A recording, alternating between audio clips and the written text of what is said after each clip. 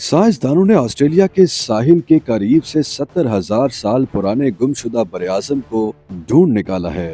یہ براعظم 5 لاکھ آبادی پر مشتمل تھا۔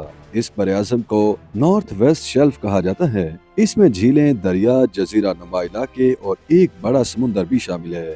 برطانوی اخبار ڈیلی میل کے مطابق یہ براعظم برطانیہ کے کل رقبے سے تقریباً 1.6 گنا بڑا تھا۔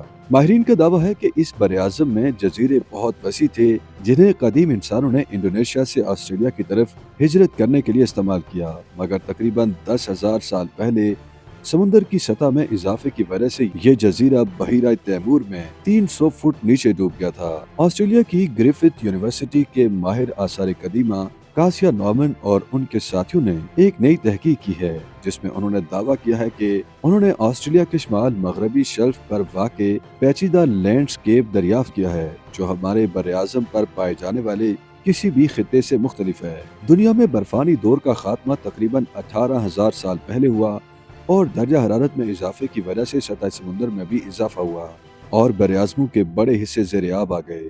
ان میں وہ بڑا زمینی حصہ بھی شامل تھا جو آسٹریلیا کو گھیرے ہوئے تھا۔ یہ براعظم جو آسٹریلیا کی سرزمین سے نیوگنی اور تسمانیہ میں شامل ہو کر تشکیل پاتا ہے، آج کے دور میں ساحل کہلاتا ہے۔ جب سطح سمندر میں مزید اضافہ ہوا تو یہ جزوی طور پر ڈوب گیا تھا۔